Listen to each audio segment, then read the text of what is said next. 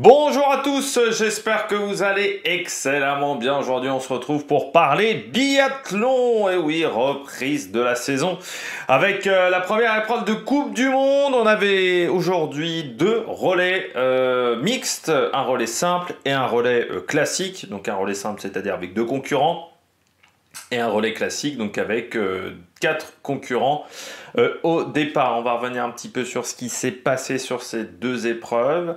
Mon analyse de la course, que ce soit du côté des Français, mais du côté des autres nations. Est-ce qu'il y a des éléments qui ont été corrigés par rapport à l'année dernière? Est-ce que on est un peu dans la même lignée pour certains concurrents? Et est-ce que c'est bien ou ce n'est pas bien?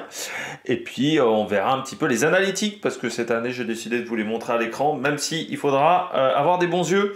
Mais ça, c'est pas de ma faute, c'est le PDF de l'organisation, le PDF de l'IBU qui est fait de cette manière-là. Donc je vous invite à soit m'écouter, soit à voir la vidéo en 1080p ou au moins en 720p, parce que sinon ça va être compliqué à regarder. N'hésitez pas à vous abonner à la chaîne, à réagir dans les commentaires, à mettre un pouce bleu, à partager la vidéo sur les réseaux sociaux, notamment auprès de vos proches. Vous pensez que ça peut les intéresser? Dans les commentaires, n'hésitez pas à me dire qui vous a plu, qui vous a déçu. Quand vous abonnez à la chaîne, vous pouvez rajouter la petite cloche. Comme ça, vous êtes au courant des dernières vidéos qui sortent sur la chaîne. Ça me permet également de me soutenir, parce que plus vous cliquez rapidement sur une miniature, sur une notification, et bien plus la vidéo est mise en avant par YouTube. Et puis si vous avez les moyens, et seulement si vous avez les moyens et que vous voulez le faire, vous pouvez réaliser un super thanks. Et on commence tout de suite avec cette vidéo du côté du biathlon. Début de saison, donc avec ce relais mixte simple, c'était pas évident. Déjà parce que démarrer la saison, je trouve, avec un relais, ça met toujours un petit peu de pression quand même. Alors l'avantage, c'est qu'on est sur un format qui n'est pas un format trop long. Ça avait commencé directement par un individuel, ça aurait été compliqué. C'est vrai que là, on commence directement par deux relais. Donc c'est atypique, surtout il y a des équipes comme l'équipe de France qui a décidé de partir à 4. C'est-à-dire que les dernières places se jouent sur l'IBU Cup. Donc la Coupe du Monde de deuxième division qui a lieu en ce moment, et c'est pour ça qu'on est venu qu'à 4, et donc on va tourner, donc on a mis ces 4 concurrents enfin 3 concurrents sur les différents relais. Il y aura un quatrième qui sera sur l'équipe demain, parce que demain on aura des relais par sexe. On commence tout de suite avec ce relais mixte simple. Du côté de la France, on était parti avec Quentin Fillon-Maillet et Julia Simon. Ça s'est bien passé pour l'équipe de France qui prend la deuxième place, vous voyez, avec un 9. Donc ça, c'est un petit peu beaucoup. Quentin Fillon-Maillet, en fait, a fait un 3 sur son dernier tir. 3 balles de pioche, vous y allez, le 0 c'est le nombre de tours de pénalité, et le plus c'est les balles de pioche. Vous avez le droit à 3 balles de pioche par tir sur un relais, pour ceux qui ne connaîtraient pas correctement le biathlon. Et à ce petit jeu-là, eh bien, ça a été compliqué. Voilà, sur le dernier relais de Quentin Fillon-Maillet qui a un petit peu explosé. C'est dommage, parce que Julien Simon avait fait une très belle course, et lui avait fait un très bon premier relais, mais ça a été compliqué pour lui, et donc la Suède s'en sort très bien. Alors vous voyez, seulement 4 de pénalité. Il y a eu des très bons tirs dans ce relais mixte simple, dans des conditions qui, c'est vrai, étaient assez simples. Il n'y avait pas de vent, pas de neige, contrairement au relais mixte classique où les conditions de visibilité étaient beaucoup moins bonnes. Mais là, les conditions étaient idéales, parce que déjà, elles avaient peu évolué par rapport à la matinée, par rapport aux jours précédents. C'est-à-dire qu'il n'avait pas neigé du côté de la Finlande. On était sur de la neige en snow farming.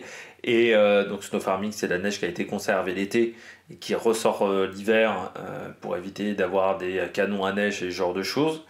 On la stocke l'hiver, et c'est une méthode scandinave, donc très utilisée en Suède, Finlande, Norvège.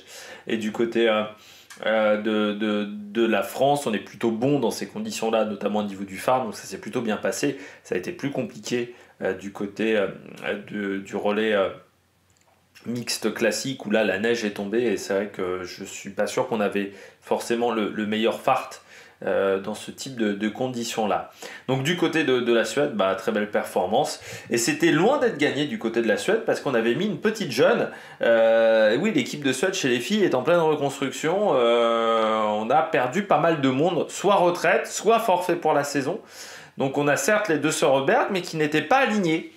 sur ces relais mixtes. Donc on a dû faire, on va dire, avec d'autres concurrentes, et notamment cette jeune Ella Alvarsson, qui s'en est très très bien sortie. Et c'est pour ça qu'on l'a utilisé du côté de la Suède, puisqu'il semblerait qu'un entraînement, ça s'était déjà extrêmement bien passé. Et on le voit, elle fait un +3, mais pour un premier relais, c'est extrêmement bien. Et surtout, elle a fait un dernier tir debout, dans une situation où elle pouvait se bagarrer pour la victoire, où elle s'est très très bien débrouillée. Donc Ella Alvarsson, ça sera une concurrente à suivre sur cette première semaine de Kontiolahti, et Sebastian Samuelsson, qui lui a fait des très bons temps sur les skis, on y reviendra.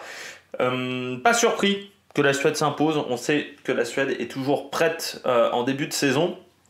Parfois c'est un petit peu compliqué, plus compliqué à partir de mi-janvier, au moment du mois de février aussi. C'est une nation qui est toujours très forte en début de saison. L'année dernière ça avait déjà été le cas. Alors c'est vrai qu'on participait à Östersund, c'était aussi à domicile, mais l'équipe de Suède avait très très bien tenu. La question cette année, ça serait de savoir si enfin l'équipe de Suède est capable de tenir sur toute la saison, ce qui ces dernières années n'a pas vraiment été le cas. Donc la France deuxième avec ce 0,9 et l'Allemagne 0,4. Donc là aussi très bon score du côté de l'Allemagne, 0,4, c'est vraiment excellent. Avec Vanessa Voigt en plus qui s'est un peu plantée sur son premier relais. Vous voyez qu'après on a été très propre, vu que Justus Trello n'a fait qu'une erreur et Vanessa Voigt on n'en a pas fait sur son deuxième relais. Et surtout Justus Trello, là aussi des très bons temps de ski. C'est intéressant pour l'équipe masculine, parce que là aussi du côté des garçons en Allemagne, on essaye un petit peu de reconstruire un gros collectif, et Justus Trello monte, donc ça c'est pas mal pour cette équipe d'Allemagne. Et puis l'Autriche, quatrième, mais qui n'aura pas grand chose à se reprocher. Qu'est-ce qu'il m'a fait n'aura pas grand chose à se reprocher, voilà, l'Autriche, parce que ça s'est très très bien passé du côté de cette épreuve. Voilà, je ne sais pas s'il a fait là au niveau du site de l'IBU. Voilà, l'Autriche finit donc quatrième, vous voyez, donc avec 32,5 de retard sur le temps de ski. Mais bon, c'est Lisa Theresa Hauser, Simon Eder, ce ne sont pas les plus rapides. Par contre, sur le tir, Lisa Theresa Hauser a récupéré son tir, parce que l'année dernière, ça avait été très compliqué pour l'Autrichienne. Elle avait fait pas mal d'erreurs. Et Simon Eder, qui est souvent performant en début de saison. Et puis Simon Eder, maintenant, je rappelle, plus de 40 ans, il a tendance à un peu choisir ses rendez-vous dans l'année. Il y a des moments où il sera vraiment pas top, et il y a des moments où il arrive vraiment à tenir la cadence. Là, c'était plutôt le cas pour Simon Eder. La Norvège, grosse déception, avec un 1-11, c'est-à-dire un tour de pénalité, 11 balles de pioche. Vraiment pas terrible. Et surtout, Anne Clive, qui s'est vraiment bien planté. Vous voyez, le score de Anne Clive, 5 balles de pioche sur le premier tir, 4 balles de pioche plus un tour de pénalité sur le deuxième, donc c'est pas loin d'être catastrophique. Par contre Christiansen, il s'en est plutôt bien sorti, mais il pouvait pas rattraper le retard, même si au niveau des skis, vous voyez qu'il était fort, parce qu'il avait 1,20 de retard quand il a pris son relais. Il termine avec seulement 51 secondes, donc il a repris 30 secondes sur son dernier relais, mais il y a un moment il ne pouvait pas faire de miracle face à Anne Clive qui s'était bien planté. Et puis c'est avec son premier tir où il fait 2 erreurs, ça lui coûte très cher aussi du côté d'Anne Clive. Et puis derrière, Slovénie, la Suisse, on aura pu s'attendre un petit peu mieux du côté de la Suisse, mais Sébastien Stalder a eu du mal à finir, comme Emi Bazerga. Et puis les États-Unis également, qui finissent seulement 10e, mais on sait que l'année dernière, les États-Unis avaient surtout très bien fini l'année, à partir de fin janvier, février, mars. C'est pas une équipe normalement qui commence très bien la saison, les États-Unis, donc voilà, moyenne surprise on va dire. Et puis du côté de la Finlande, eux qui avaient très bien fini, avec Minkinen et Ivenius, c'était bien parti, vous voyez, ils étaient dans le top 6 après leur premier relais, et puis ça s'est un peu dégradé sur le deuxième. Minkinen fait +3 sur le dernier tir et +3 tours de pénalité pour Otto Ivenius. Donc voilà, un petit peu plus compliqué pour ces concurrents-là. Et vous voyez aussi le très mauvais score de l'Italie. Seulement 17e, mais on avait mis une équipe... on n'avait pas mis Vitozzi, ni Dorothea Viera, on avait mis Lucas Hofer et Komola. Et on sait que Lucas Hofer, elle est capable du meilleur comme du pire. Et aujourd'hui, sur le dernier tir, c'était le pire. Donc c'est dommage pour le concurrent italien. On va voir les analytiques tout de suite du côté de cette épreuve. Eh bien, vous voyez que du côté de l'équipe de Suède, j'espère que vous voyez pas trop mal. Ouais, c'est un peu petit, mais bon, on peut pas faire de miracle non plus. Je peux peut-être enlever ça, si ça veut s'enlever. Mais je pense que je pourrais pas l'enlever, ce côté-là. Mais donc, vous voyez que du côté de cette équipe de Suède, si vous avez des bons yeux, eh bien vous verrez qu'ils s'en sont très très bien sortis au niveau des temps de ski. Meilleur temps de ski pour Ella Alvarsson sur le deuxième relais. Et Sebastian Samuelsson lui a fait deuxième temps de ski sur le premier relais. Et sur le deuxième relais, il fait cinquième temps de ski en sachant qu'il perd 8 secondes dans le dernier tour, le temps de célébrer. Donc vous voyez qu'il était plutôt dans le bon tempo sur le dernier tour également. Donc ça s'est plutôt extrêmement bien passé pour la Suède avec des temps de tir qui sont tout à fait raisonnables. Sébastien Samuelsson qui a été très rapide sur son premier tir. Il est deuxième en temps de tir. Il est un petit peu plus lent ensuite. Mais ça s'est plutôt bien passé voilà, sur les deux temps de tir. Et Alvarsson qui n'a pas tremblé, hein, on voit elle aussi sur le temps de tir, elle s'en sort extrêmement bien. Donc vous voyez que là aussi c'est vraiment bien, hein, parce qu'elle est deuxième temps de tir avec le range time. Donc ça c'est plutôt très bien. Pour la concurrente italienne, ouais, c'est pas mal ça.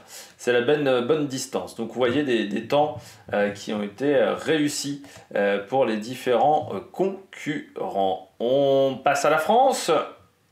Du côté de la France, je ne sais pas si vous voyez ici, vous voyez.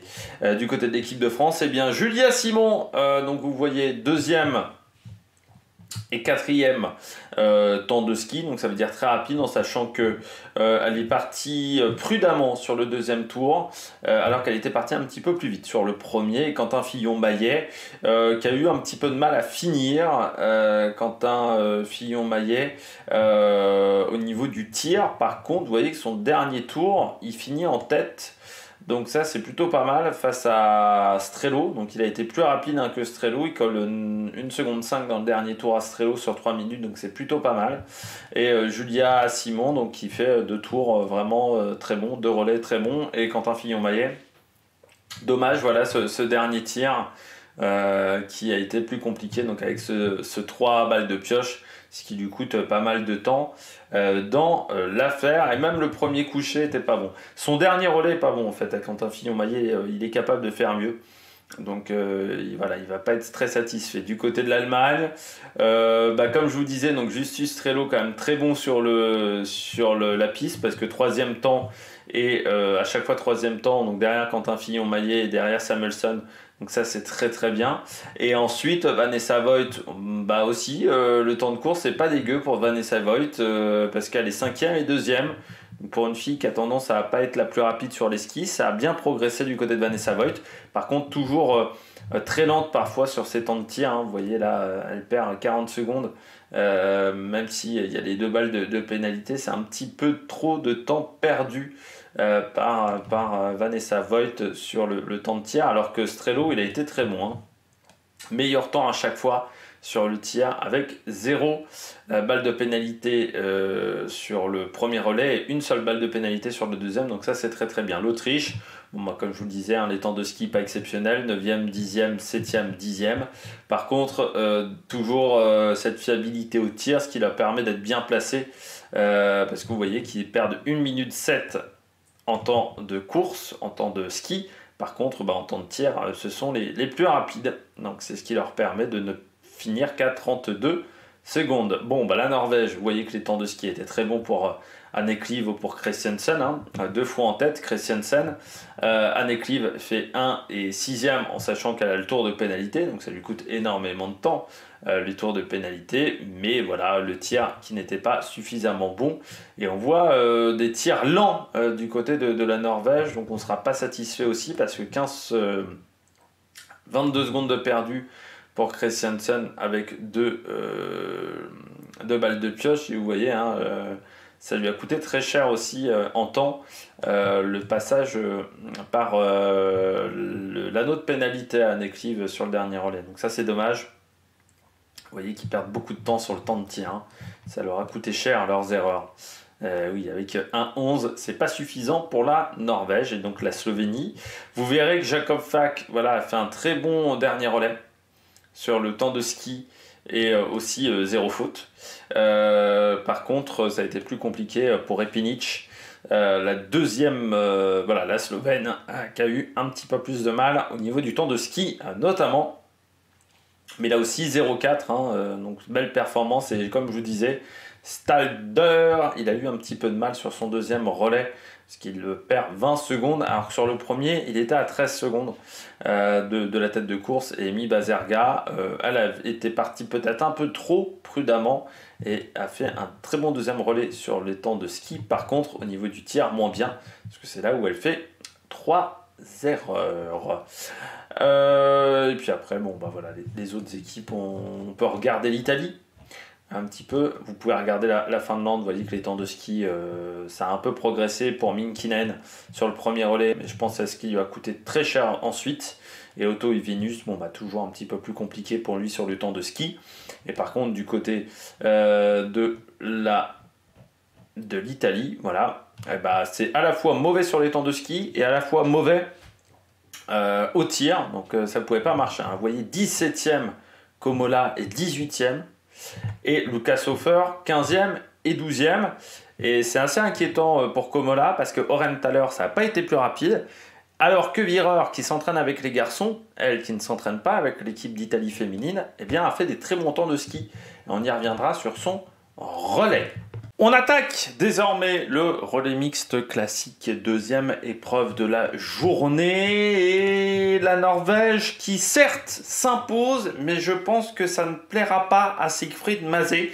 La manière du côté de l'entraîneur du tir de cette équipe de Norvège, parce que là encore, pas mal d'erreurs. Hein. C'est vrai que normalement, on essaye d'être entre 6 et 8. 6 et 8, c'est un bon relais. En dessous de 6, c'est excellent relais au tir. Au-dessus de 8, bah, ça veut dire qu'on a fait trop de fautes. Et là, du côté de la Norvège, on est à 10 balles de pioche, ce qui est un petit peu beaucoup. Et heureusement, on va dire que Émilien Jacquelin s'est un petit peu écroulé sur son dernier tour, que les Français en général se sont un petit peu écroulés sur leur dernier tour, parce que sinon ça aurait pu être très dur. Et heureusement que Swerum a été stratosphérique également, et j'ai l'impression que Swerum, il a peut-être gagné sa place pour les prochains relais masculins du côté de la Norvège. Il a peut-être piqué la place à Dalleux, c'était peut-être ça le combat aujourd'hui entre Swerum et Dalleux, de savoir qui serait sur les relais masculins ou qui n'y serait pas, et avec les frères Beu et la Grid. Et là, c'est peut-être joué aujourd'hui. Début de course, donc plutôt réussi pour les filles, ce qui n'était pas forcément le cas sur les dernières courses. Avec Tendrevold qui fait une seule erreur et Knoton qui fait un sans faute. Et puis après, Dalleux qui a eu un tir debout extrêmement compliqué, surtout qu'il ne fait en fait que il ne rate que 2 cibles, mais il rate une balle de pioche. Ça normalement en plus c'est un petit peu rédhibitoire. Et Swerum qui a été en difficulté sur le tir, mais qui a réussi à s'en sortir en rappelant que les conditions étaient enneigées, c'est-à-dire que de la neige, pas mal de neige tombée. Ce qui faisait qu'au niveau des skis c'était compliqué, ça brassait pas mal sur la piste, et je suis pas sûr que la France avait les meilleurs farts, parce que les derniers tours ont été très compliqués. Alors je veux bien qu'on soit un peu limite physiquement, je me dis quand même que à la fois les filles, à la fois les garçons ont eu des derniers tours plus difficiles, donc peut-être que le fart n'était pas excellent. Peut-être qu'on s'est fait un petit peu avoir par la neige. Donc du côté du tir, l'équipe de France, et ben là c'est très probant, avec un 0,4, donc seulement 4 balles de pioche. Donc là c'est un excellent relais du côté de l'équipe de France. C'est plutôt du côté du temps de ski que ça a pêché, notamment des derniers tours. On verra ça du côté des analytiques, je vous le montrerai en détail, où le dernier tour a souvent été compliqué du côté de l'équipe de France, et ce qui nous coûte en fait très cher, que ce soit Émilien Jacquelin, Eric Perrault, Justine Brezaz, qui ont à chaque fois eu des derniers tours un petit peu plus difficiles. La Suède, bah, c'est pas une surprise encore une fois, comme je vous le disais, la Suède ça commence toujours fort, ensuite ça a un petit peu plus de mal, et bien là encore ça a commencé très fort, 0,7. Tout à fait raisonnable, pardon. C'est dommage, c'est Pontsilioma sur son tir couché, mais il a encore des tirs. On a l'impression que Pontsilioma, il maîtrise pas ce qu'il fait. Samuelson, j'ai l'impression qu'il a un peu réglé ses petits soucis au tir, mais Ponsiluoma, il y a des moments où ça passe et j'ai l'impression qu'il ne sait pas pourquoi ça fonctionne. Parce que là, sur le coucher, c'est vrai que les erreurs, il y a une balle qui est quand même très nettement sur la droite. Et c'est un tir couché, normalement, tu peux pas faire des erreurs comme ça. Les erreurs, c'est normalement, tu dois pas rater de tir couché. Si tu tires des tirs couchés, si tu rates des tirs couchés, par contre, ça veut dire que tu as fait des erreurs. Je vais réussir à faire une phrase en français, c'est compliqué ce soir. Donc du côté de Martin Ponsiluoma, ouais, les erreurs coûtent très cher parce que ça le fait sortir du podium. Et puis lui aussi, il a un peu craqué sur la fin parce que je pense qu'il a essayé d'accompagner Swerum et vraiment Swerum, en termes de temps de ski, était sur une autre planète. L'Allemagne, certes, quatrième, mais bon, je suis pas sûr qu'ils soient très satisfaits les Allemands. Finir à 2 minutes 38. Mais en même temps, on a fait confiance aux petits jeunes, hein. À part Franziska Preuss, ouais, un peu Philippe Horn, mais qui n'est pas non plus installé depuis si longtemps que ça en équipe d'Allemagne. Johanna Pouf et Rittmüller. Danilo Rittmüller, ça a été un peu plus compliqué pour Rittmüller. Pouf, le temps de ski, pas excellent, mais même Franziska Preuss, hein, on voit, elle finit à 46 secondes, donc pas non plus exceptionnel. Après, on est sur un début de saison, on peut avoir des grosses différences, des grosses disparités entre le niveau de forme des différents concurrents au départ. Et Rittmüller, Danilo Rittmüller, eh bien, je ne sais pas si c'est un umlaut sur le U. S'il n'y a pas de umlaut sur le U, c'est Rittmüller, bien qu'il ait été en difficulté sur son tir debout, ce qui est à peu près normal parce qu'il était encore en position de jouer quelque chose et il a dû se mettre un petit peu trop la pression. Voilà, on espère que l'Allemand va beaucoup apprendre de ce tir. Et en plus, on sait très bien qu'être placé en numéro 3, c'est compliqué parce que c'est là où se font et se défont les écarts. Donc ils lui ont pas donné une tâche facile, les entraîneurs allemands. Je pense que c'était vraiment un vrai test du côté de cette équipe d'Allemagne. Du côté de l'équipe d'Italie, on avait Dorothea Virer, donc ça on savait que ça allait être performant. On avait Tommaso Giacomel, on savait que ça allait aller vite. Entre les deux, Oren Thaler, on sait qu'elle est fiable au tir, mais elle a du mal sur les skis. Didier Bionaz, avant il était très bon sur le tir. C'est de moins en moins le cas, c'est de moins en moins fiable sur le tir du côté de Didier Bionaz. Et là ça s'est encore vu, avec des difficultés en plus à mettre sa balle, donc ce qui lui fait le tour de pénalité, parce que la balle de pioche, la dernière, il n'a pas réussi à la mettre correctement. Donc il a complètement raté son tir à ce moment-là. Oren Thaler, je dirais qu'à son niveau, c'est plutôt une course intéressante, mais elle perd trop de temps pour le moment sur les skis. Et Dorothea Virer, qui peut être satisfaite de son début de course. Après, il faudra voir si ça tient encore une fois un peu plus qu'un seul rendez-vous dans l'année. Parce que Dorothea Virer, l'année dernière, en début de saison, ça passait. Et c'est ensuite où ça a été beaucoup plus compliqué pour la concurrente italienne. Et puis Tommaso Giacomel. Dommage le tir debout, hein. Là aussi 3 balles de pioche, c'est un petit peu beaucoup pour le concurrent italien, mais il est peut-être un petit peu sorti de sa course en se disant j'ai plus grand chose à jouer à ce moment-là parce que il n'y avait que Philippe Horn, il savait que la victoire n'était plus possible. Bon, ensuite on retrouve l'Ukraine, la Finlande, République tchèque quand même pas top au tir, hein, que ça soit Davidova, encore une fois un tour de pénalité Davidova, elle qui était si fiable au tir il y a 2 ans, il y a 3 ans, ça fait depuis 2 ans qu'elle galère, Davidova. Et puis Michal Krajmar, lui a fait un sans faute, mais bon, vous voyez les écarts étaient déjà importants, mais il ne perd que 30 secondes sur les skis, donc ça c'est intéressant. On retrouve ensuite la Pologne, la Belgique, c'est dommage, parce que les filles avaient fait un très beau relais, elles étaient dans 6e, 5e position, Lotelli et Maja Klotens. Lotelli qui avait déjà montré des très bonnes choses du côté de Souchon, donc ça continue. Maja Klotens, c'était pas mal aussi. Dommage, voilà ce tir debout, mais c'est une fille qui progresse beaucoup et elle était encore une fois dans le match. Par contre, Thierry Langer a un peu planté l'équipe et après, c'était compliqué pour Florent Claude. L'Autriche, on avait emmené les jeunes, toujours cette fiabilité au tir, hein, parce que vous voyez qu'au maximum, c'est 2 balles de pioche par relais, donc c'est vraiment pas énorme et jamais 2 fautes sur le même tir. Donc ça c'est bien, mais avec des temps de ski qui n'étaient pas exceptionnels. Mais encore une fois, une équipe jeune, parce qu'à part Félix Leitner, le reste c'était extrêmement jeune. Et Leitner aussi, hein, pas mal quand même, parce qu'il perd, je pense, moins de 30 secondes sur les temps de ski. Du côté de la Suisse, catastrophe au tir, notamment pour Lena Eiki Gross avec 2 tours de pénalité. Ça a été dur également pour Jérémy Fignalo, donc ça les met complètement en jeu pour un bon classement. Et puis vous voyez, hein, comme pour la course simple, beaucoup de concurrents à tour, notamment les États-Unis. Mais encore une fois, comme je disais, les États-Unis déjà se concentrent plutôt sur le relais simple. Et ensuite, on est en tout début de saison et c'est normalement une équipe qui n'est pas... Non, je voulais pas ça. Voilà, plutôt ça. Et on va voir maintenant les analytiques du côté de cette course. Et vous voyez, bon, du côté de la Norvège, en temps de ski, c'est excellent. Deuxième temps de ski pour Knoten sur son relais. Tendrevold un petit peu plus loin, mais elle également deuxième temps de ski. Et premier temps à la fois pour Dalleux, à la fois pour Sverum, avec des derniers tours vraiment canon pour les deux. Mais voilà, le tir qui a été moins bon, déjà parce que Dalleux fait quand même un tir plutôt lent, et encore une fois, cette balle de pénalité qui traîne à droite à gauche et qui coûte très cher du côté des garçons et qui aurait pu coûter la victoire. Du côté de la France, vous allez voir les analytiques. Comme je vous le disais à chaque fois, un dernier tour compliqué. Vous le voyez avec Justine Brezaz.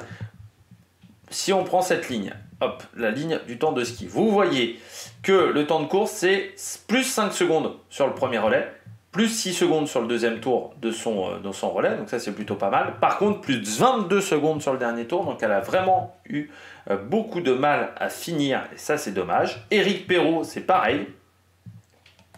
Premier tour, 2 secondes 1. Déjà, au niveau du deuxième tour, il est à 7 secondes 7. Troisième tour, 24 secondes, ça fait quand même 34 secondes de perdu sur les skis, donc ça fait beaucoup. Et du côté d'Emilien Jacquelin, eh bien, vous voyez, il démarre très fort sur les 2 premiers tours. Il est en tête. Je pense qu'il est parti trop vite, Emilien Jacquelin. Et ensuite, dernier tour, là encore, 15 secondes de perdu. Moi, je pense que le fart n'était peut-être pas excellent. Et quand le fart n'est pas excellent, bah, vous partez fort et ensuite, vous n'arrivez pas à tenir. C'est le fart qui vous permet de bien finir une course. Et c'est, je pense, c'est ce qui a peut-être manqué à l'équipe de France. Sinon, c'est qu'en niveau de préparation, on n'est pas encore à 100% de notre forme, ce qui est rassurant aussi, parce que quand vous êtes trop tôt en forme dès la première manche de la saison, parfois c'est un petit peu compliqué encore une fois de finir. C'est souvent l'erreur que font les Suédois. Du côté de la Suède, les temps de ski sont très bons, vous le voyez là encore une fois. Deuxième en temps de ski, en sachant que c'est Pontsi Luoma qui perd beaucoup de temps. Lui aussi, il a explosé dans le dernier tour. Hein. Pontsi Luoma, vous le voyez, 27 secondes de perdu par rapport à Zwerum. Ça a été un petit peu la même chose pour Jasper Nelin. Un dernier tour un petit peu plus compliqué, mais à des niveaux quand même moindres par rapport à Martin Pontsi Luoma. Par contre, Elvira Auberg en tête et puis assez largement. Pareil pour Anna Magnusson, parce que vous voyez, Elvira Auberg, elle colle quand même quasiment 20 secondes à Tendrevold. Donc sur un parcours de 6-7 minutes. Donc vraiment ultra rapide, pas sur un temps de 6-7 minutes, sur un temps plutôt de 20 minutes, donc vraiment ultra rapide Elvira Auberg. Et Nelin pas mal quand même, hein, parce que c'est pas le plus rapide sur les skis normalement Jasper Nelin. Et donc il a fini devant Éric Perrault, il colle 3-4 secondes à Éric Perrault. Or normalement Éric Perrault est un petit peu plus rapide que Jasper Nelin. Du côté de l'Allemagne, donc comme je vous le disais, Rittmüller, ça a été compliqué parce qu'il perd quand même 55 secondes, notamment 33 secondes dans le dernier tour. Donc là, ça fait mal. Philippe Horn, pareil, hein, beaucoup de temps de perdu dans le dernier tour. Et c'est le cas de toute cette équipe d'Allemagne parce que Johanna Puff, 16 secondes de perdu dans le dernier tour, 19 secondes pour Franziska Preuss. Également avec un temps de ski qui était loin d'être canon parce que seulement 5e temps de ski de son relais. Franziska Preuss, donc assez loin des meilleurs de ce côté-là. Dorothea Virer, très bon temps de ski, hein, vous le voyez. Le tiers, elle l'a retrouvé aussi parce que la fine gâchette italienne a été très bonne. Oren Thaler, encore une fois, hein, là on a de la perte de temps assez régulière hein, parce que même sur le premier tour, elle perd déjà 21 secondes. Ensuite 19-6, ensuite bon 37-1. Elle a une chouille de mal à finir, mais ça fait quand même beaucoup. Didier Bionaz, là aussi, hein, du mal à finir, il perd 28 secondes dans le dernier tour, mais c'était déjà pas forcément le plus rapide sur les skis en temps normal, en sachant que lui, il fait un tour de pénalité en plus, hein, donc ça lui coûte extrêmement cher. Et puis Tommaso Giacomel, là aussi un dernier tour où il a complètement explosé. Je pense qu'il a dû relâcher en sachant qu'il n'y avait plus grand chose à jouer du côté de Giacomel parce que Philippe Horn était peut-être un peu trop rapide et que l'Ukraine était largement derrière. Et vous voyez par contre que Hannah Arendt-Thaler, très bon temps de tir, hein. Deuxième temps de tir, seulement 10 secondes de perdu, alors qu'elle est dans le même relais que Julia Simon. Donc perdre seulement 10 secondes, ah non, elle est sur le même relais, pardon, que Justine Breza, c'est pas du tout Julia Simon. Donc elle est sur le relais de Elvira Heuberg et de Tendrevold. Donc ça veut dire qu'elle a perdu assez peu de temps ouais, sur ces filles-là. Elle est même devant toutes ces filles-là, et je sais pas qui a tiré le plus vite de ce relais.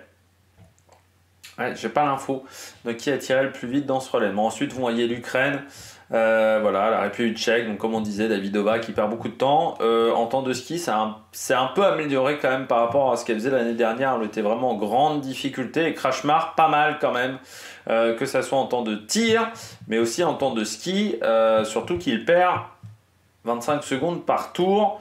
Donc je dirais qu'il a été très régulier dans sa perte de temps. Donc je dirais qu'il est à sa place, mais ça peut être intéressant pour une épreuve comme un individuel.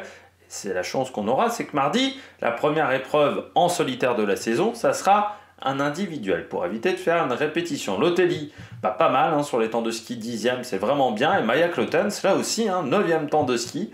Donc très solide du côté des Belges. Et les garçons, ça a été plus compliqué. Encore une fois, le tir qui a coûté très cher. Et puis l'Autriche, vous voyez le temps de ski compliqué. David Komatz qui fait quand même le meilleur temps de tir de son relais. Donc ça, c'est une bonne chose. Mais vous voyez, le temps de course, le temps de ski, trop lent du côté de ces concurrents-là. Donc ça, c'est un petit peu dommageable. Et bien voilà, j'espère que vous avez aimé cette vidéo. Nous, on se retrouve demain pour faire le débrief des épreuves des relais hommes et femmes. Ça sera demain. D'ici là, n'hésitez pas, enfin demain ou lundi, je ne sais pas si j'aurai le temps de les faire demain. J'essaierai de les faire demain, mais sinon ça sera lundi. Si vous ne voyez rien demain du côté du biathlon, ne vous inquiétez pas, ça sera lundi. D'ici là, n'hésitez pas à vous abonner à la chaîne et à réagir dans les commentaires. Allez, ciao ciao sur la Mike Production.